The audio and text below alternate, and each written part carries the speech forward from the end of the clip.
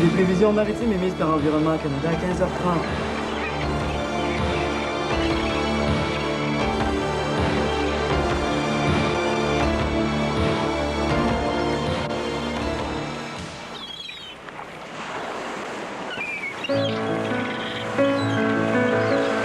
Quand on s'arrête à ce que représente le Saint-Laurent, il nous vient plusieurs images à l'esprit. Il est immense, il est imposant, il est unique au monde, tous les globetrotters et tous les marins s'entendent là-dessus. Les vieux loups de mer admettent d'ailleurs que les marins qui ont fait leur classe sur le Saint-Laurent peuvent naviguer sur toutes les mers du monde. Depuis l'avenue des pêcheurs portugais et de Jacques Cartier, depuis l'époque des canaux d'écorce, le fleuve et le golfe n'ont pas changé. Ce sont plutôt les navires, les embarcations et leurs équipements qui sont très différents. Ils ont été modifiés pour répondre aux besoins des navigateurs et pour être adaptés à l'usage qu'on a décidé d'en faire au cours des siècles.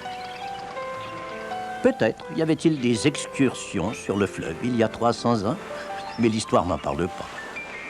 Aujourd'hui, les gens affluent pour aller voir les baleines dans leur habitat naturel. Des milliers d'autres s'équipent pour s'évader sur le fleuve et pour avoir pendant quelques heures l'impression d'être libres comme l'air. Les plus chanceux des passionnés de la mer possèdent leur coursier et participent, à partir de Québec, à une course transatlantique des plus rudes. Des Amérindiens à nos jours, quelque chose de primordial n'a jamais changé dans la vie des navigateurs et surtout de nos pêcheurs, c'est la préoccupation du temps. Ah, les nuages ont souvent l'air distants. La température et le vent sont totalement invisibles. Est-ce qu'il y a quelque chose de plus paisible qu'un ciel bleu?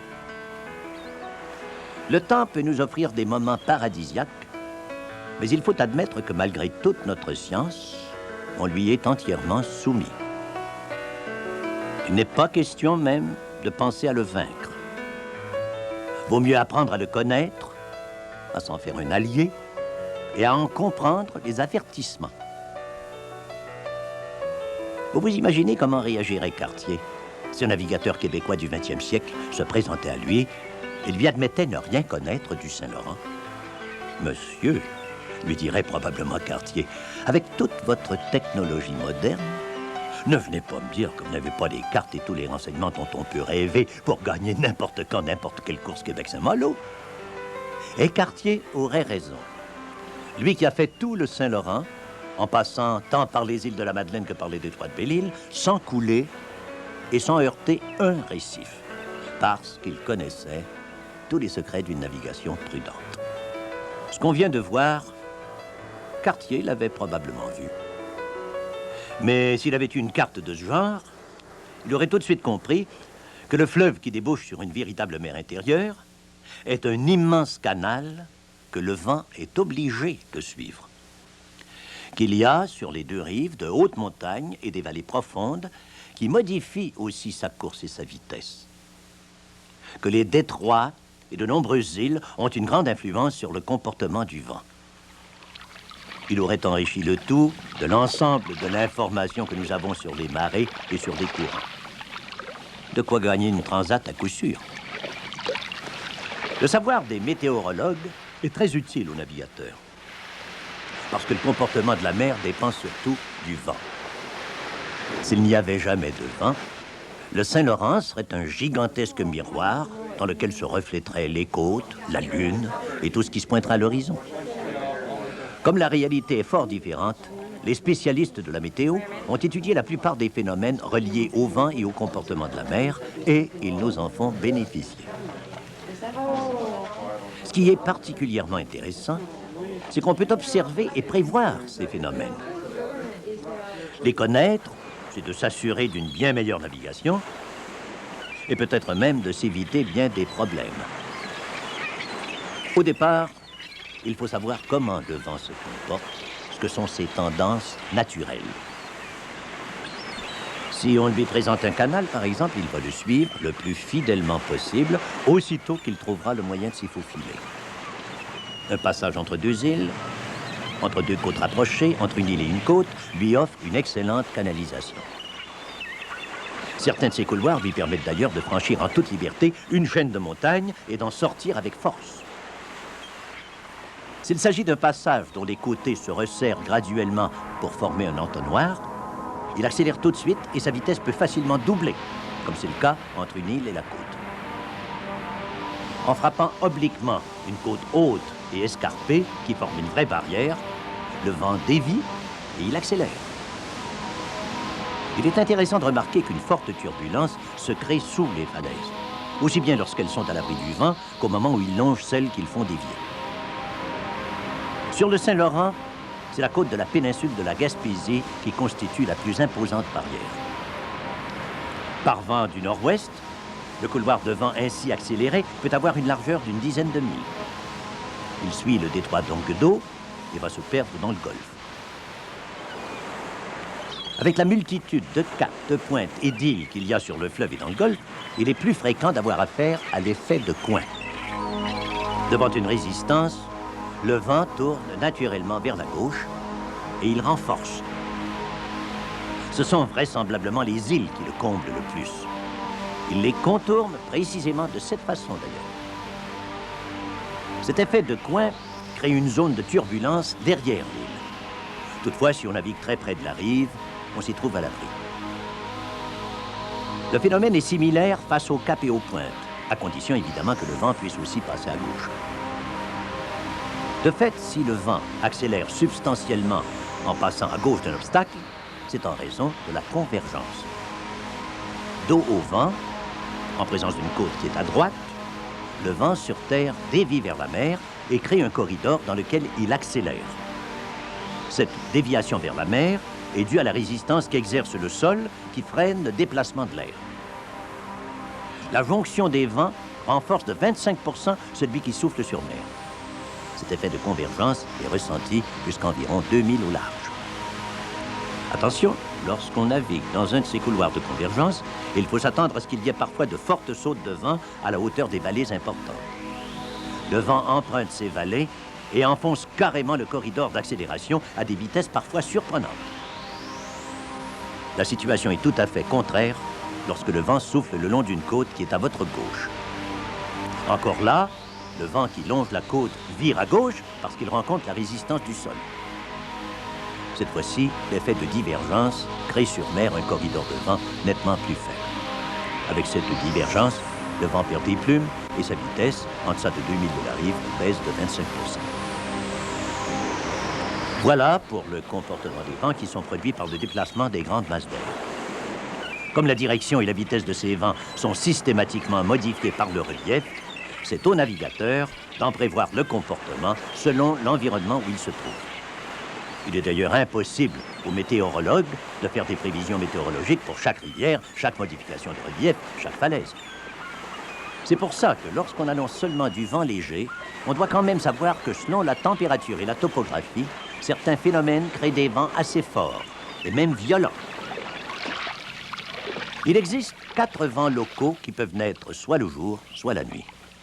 Ils proviennent ou de la mer ou de la côte.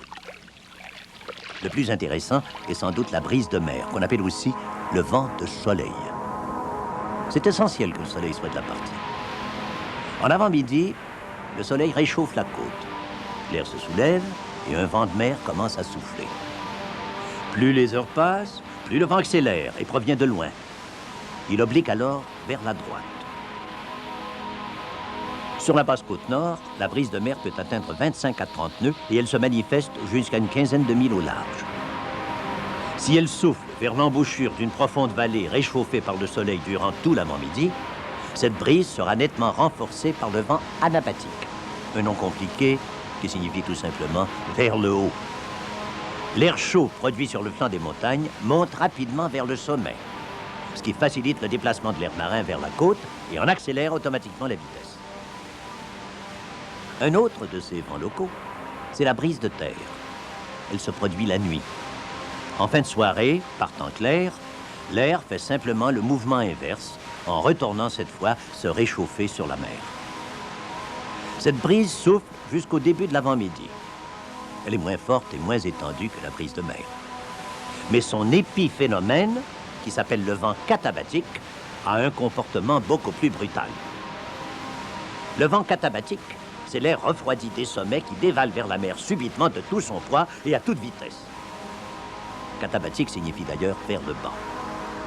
C'est un phénomène presque catastrophique, comme le laisse supposer son nom, qui ne se produit qu'à la suite d'une chaude journée sans vent. Il n'y a qu'une chose à faire, quand les charmes d'une vallée forte accueillante deviennent irrésistibles, s'assurer d'une très bonne tenue d'encre.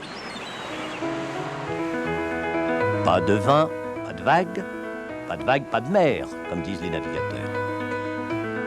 Est-ce imaginable un fleuve et un golfe sans vent? Il me semble que non.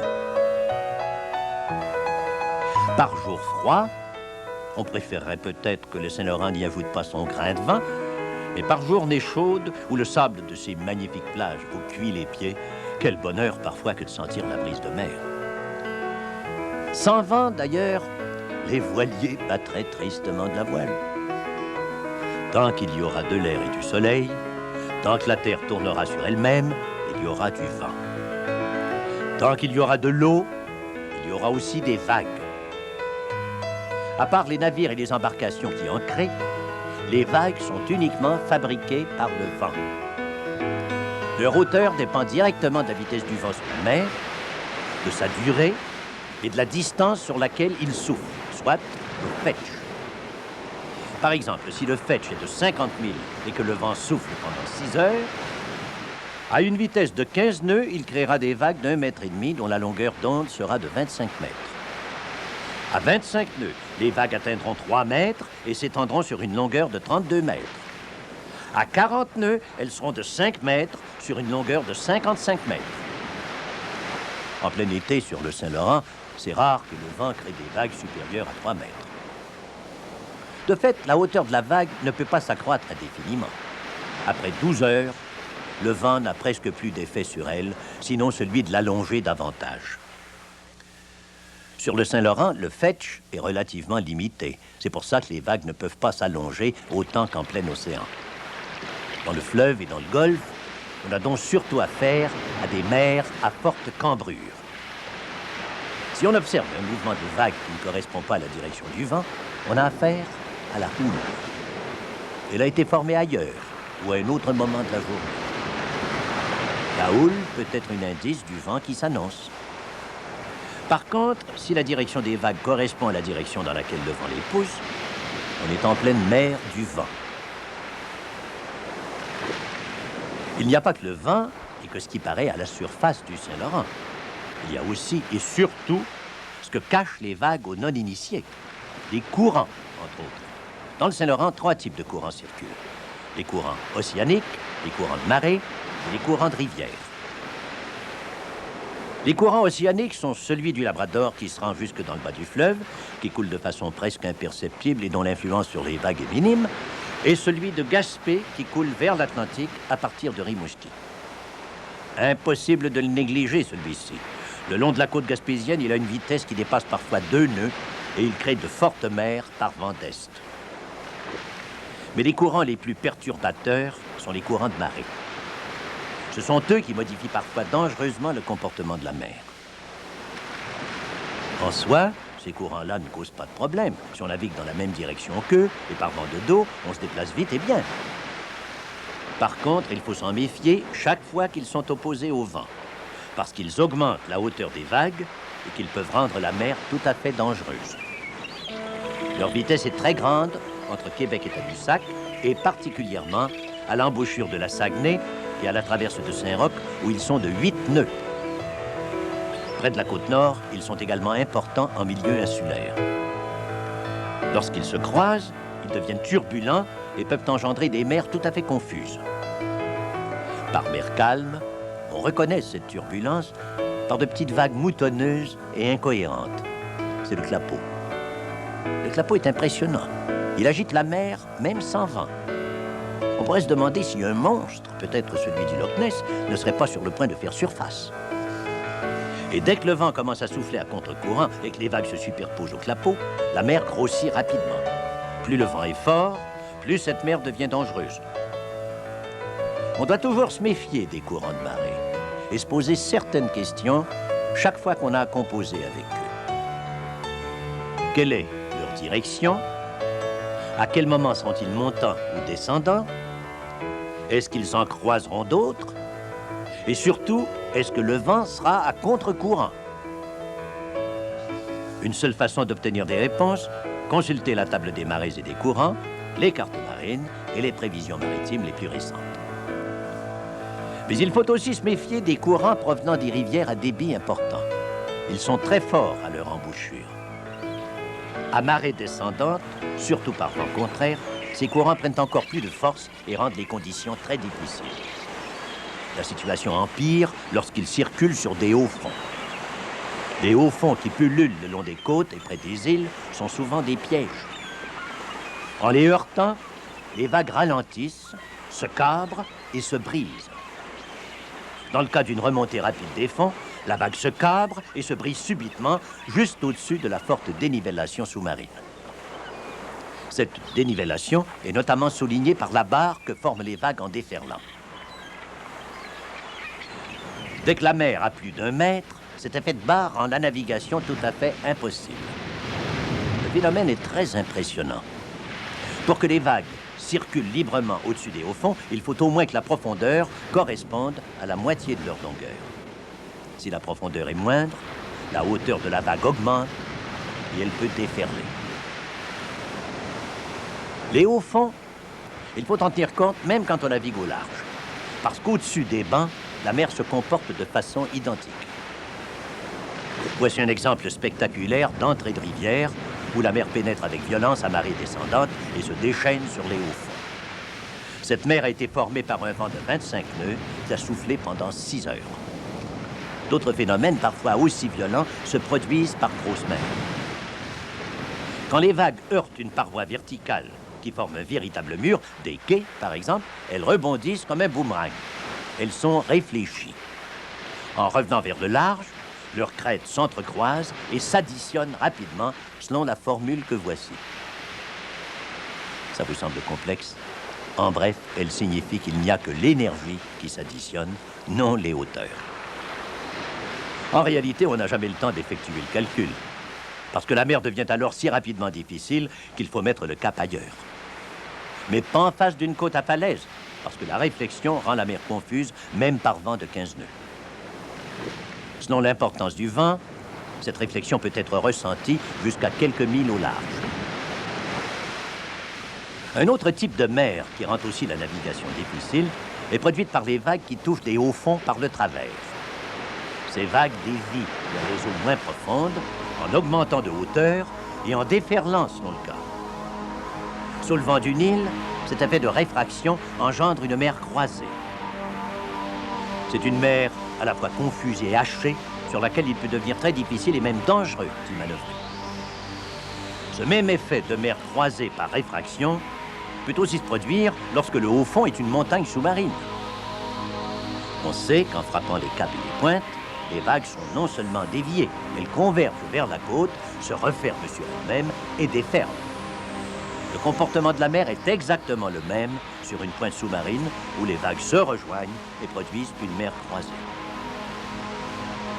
En naviguant, il est possible de savoir où tous ces phénomènes de haut fond se produisent. On n'a qu'à consulter les plus récentes cartes marines qui indiquent tous les hauts fonds très clairement. Une des grandes particularités du Saint-Laurent, c'est la circulation constante du courant du Labrador. Son influence sur le comportement de la mer est peut-être minime, mais il cause souvent de sérieux ennuis à la circulation maritime. Il provoque des brouillards persistants, spécialement dans les secteurs du détroit de Belle-Île, de Havre-Saint-Pierre, de Pointe-des-Monts et de Tadoussac.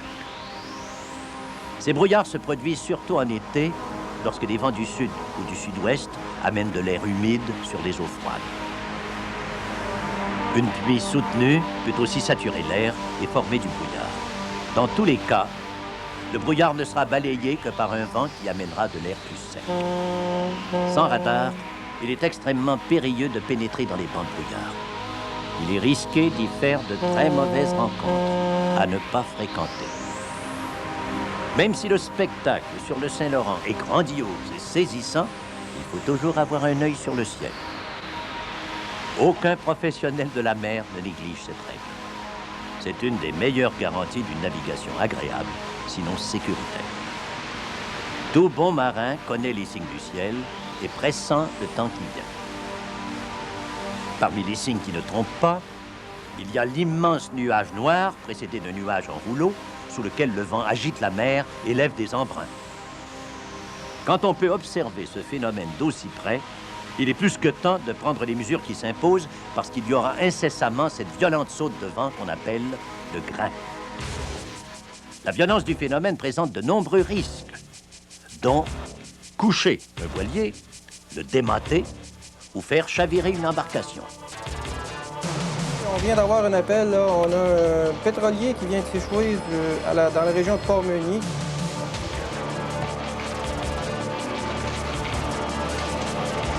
Sur le Saint-Laurent, des événements dramatiques et tragiques peuvent survenir n'importe quand. Tous les ans, des navires et des embarcations y font naufrage ou y coulent. Sur le millier d'appels à l'aide que reçoit annuellement la garde côtière, environ 300 navigateurs sont en situation de détresse. Et près d'une quinzaine y perdent la vie. Sur l'eau, bien des gens sont en difficulté parce qu'ils préparent mal leur randonnée, commettent des imprudences ou négligent de s'informer des prévisions météorologiques.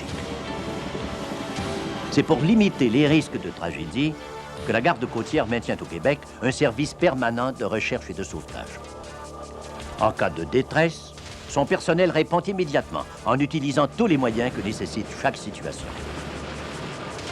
La garde côtière compte aussi sur un réseau de nombreux navigateurs et plaisanciers expérimentés qui réagissent tout aussi rapidement en cas d'urgence. Sur le Saint-Laurent, sa présence est constante.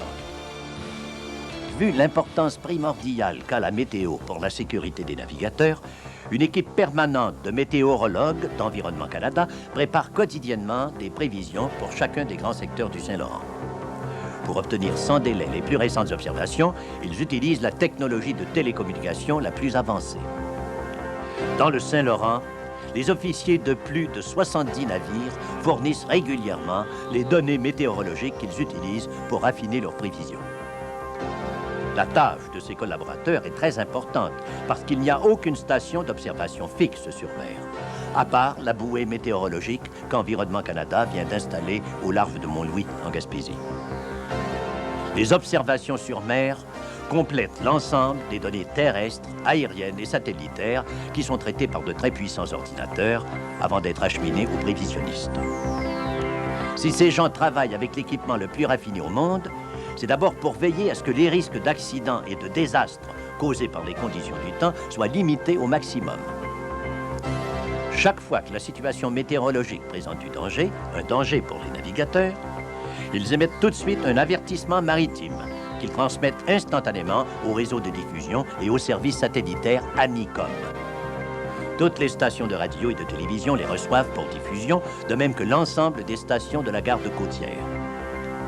Les avertissements maritimes sont diffusés en grande priorité par la garde côtière et par Radio Météo, ce service exclusif de radiodiffusion d'Environnement Canada. Radio Météo, qui est en service 24 heures par jour, qui peut être syntonisé partout sur le Saint-Laurent. En donnant instantanément accès aux prévisions, Radio Météo permet à ceux qui ont déjà en main toute l'information maritime de naviguer avec le maximum de confort et de sécurité. Le Saint-Laurent, c'est des milliers d'heures de plaisir, de découverte et d'émerveillement. On peut s'en faire un ami et passer sa vie à l'explorer, à condition de connaître son caractère et de savoir que le temps l'influence. Le temps se voit, Environnement Canada le prévoit.